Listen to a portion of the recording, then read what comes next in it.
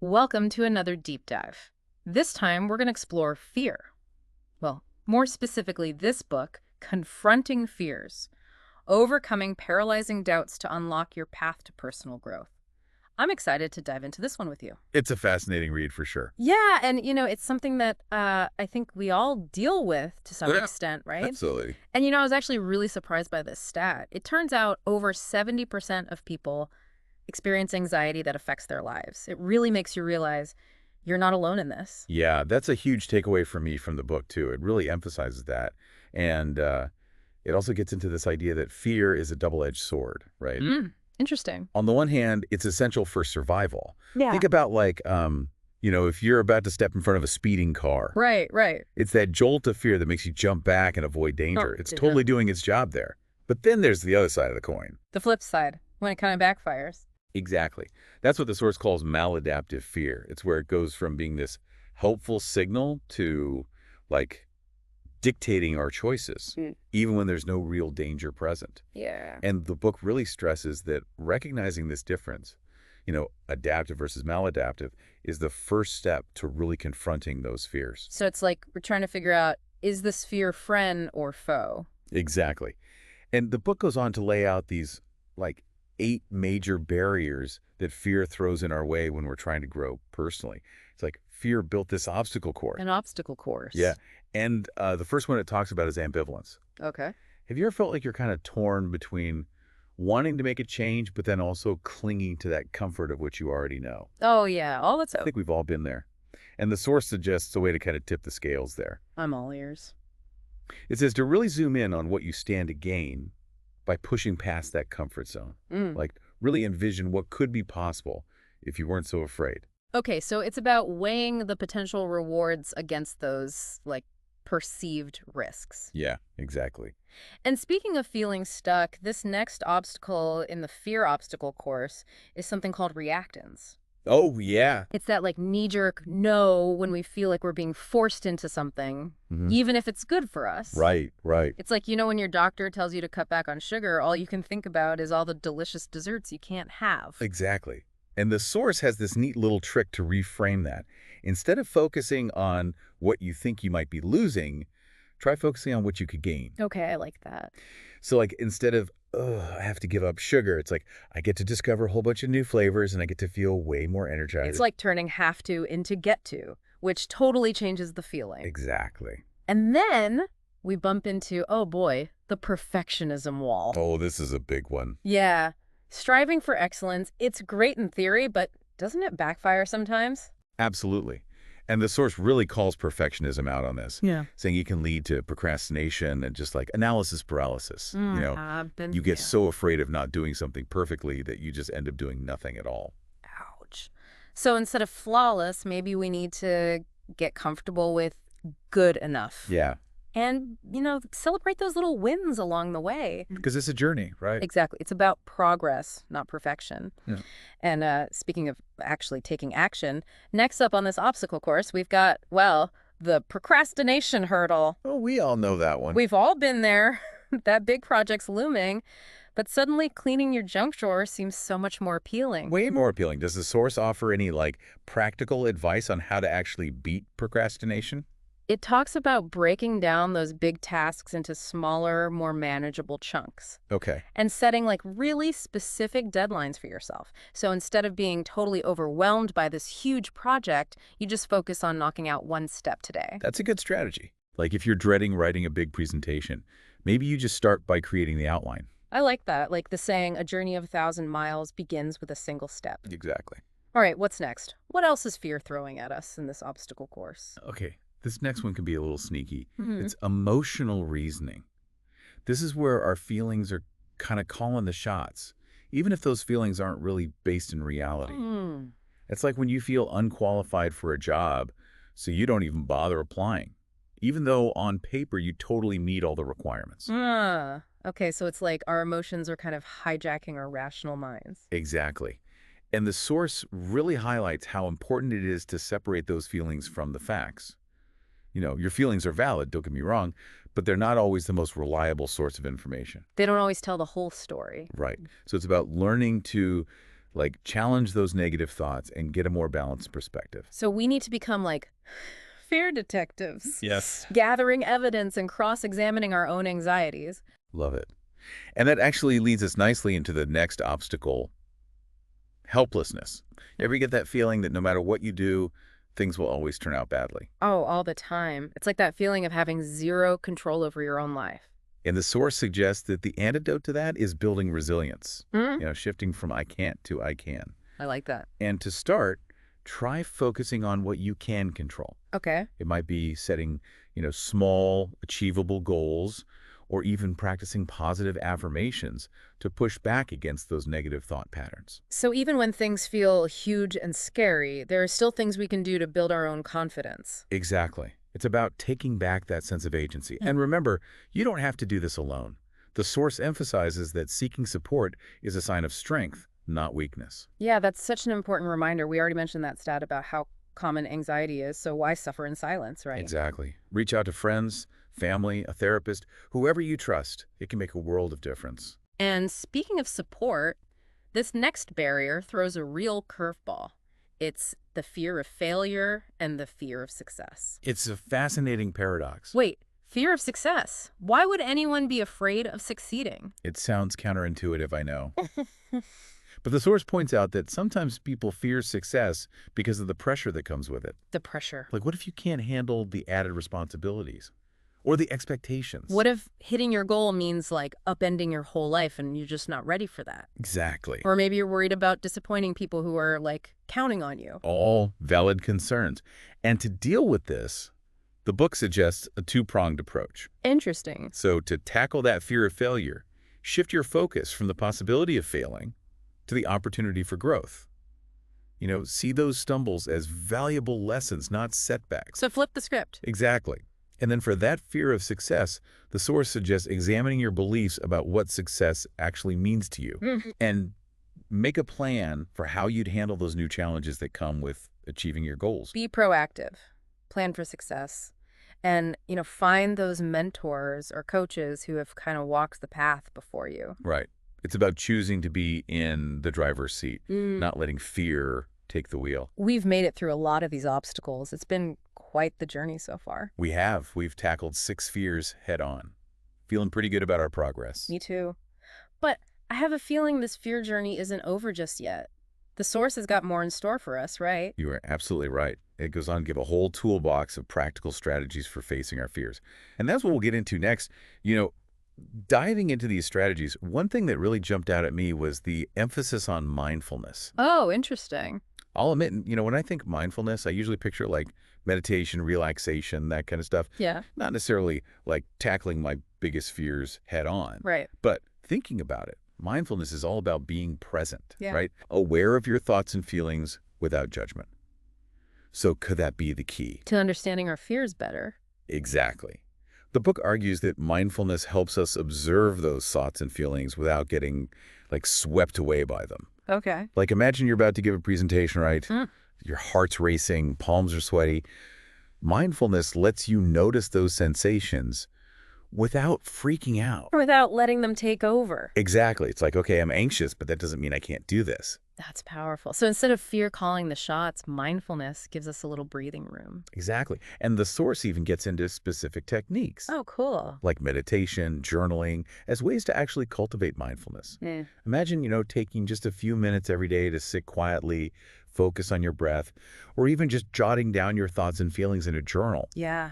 Over time, those practices can really help you become more aware of those patterns, those fear patterns. And how they impact your behavior, your actions. Oh, I'm definitely adding mindfulness practice to my fear-fighting toolkit. What else is in there? What other tools does this source recommend? Well, the next one is cognitive behavioral therapy, CBT.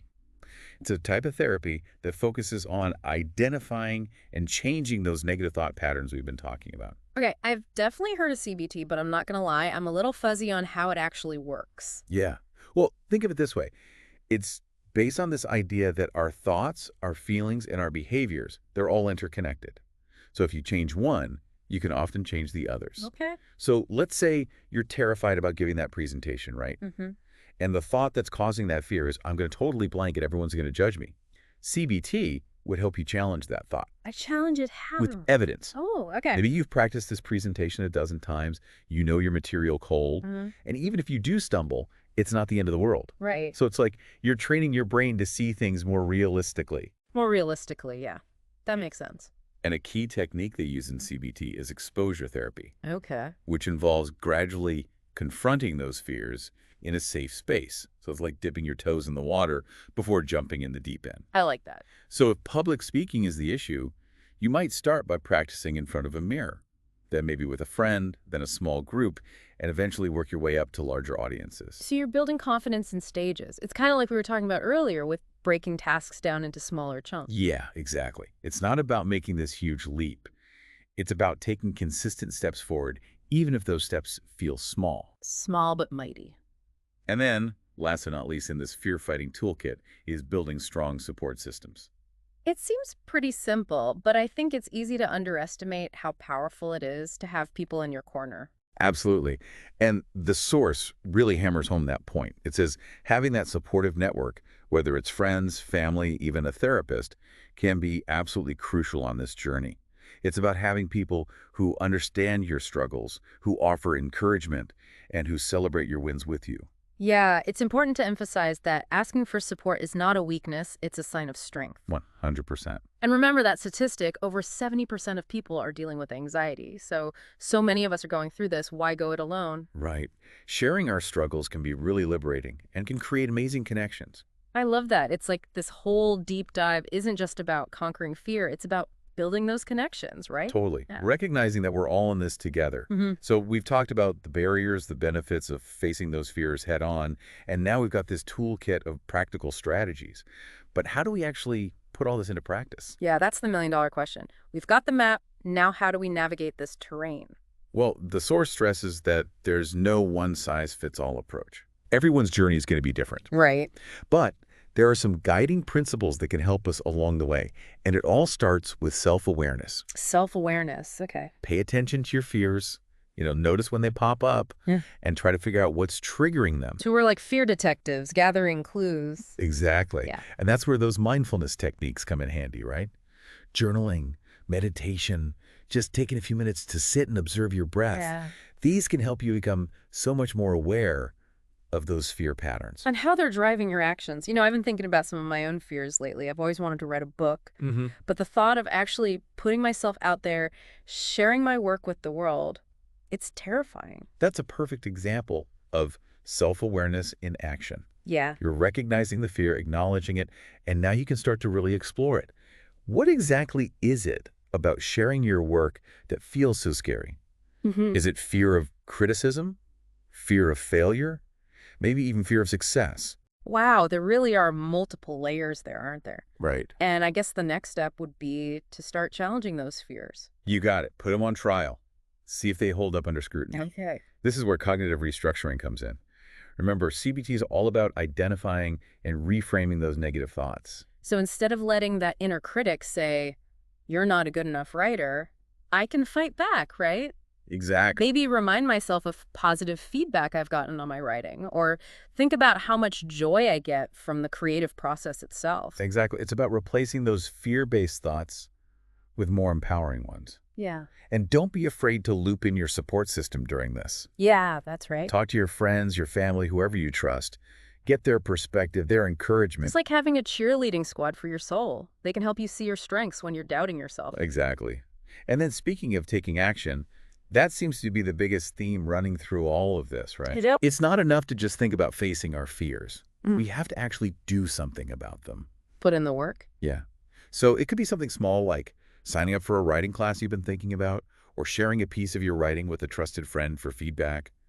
Remember, you don't have to jump into the deep end right away. Baby steps. Exactly. It's about building that momentum. Exactly. And celebrating those wins along the way.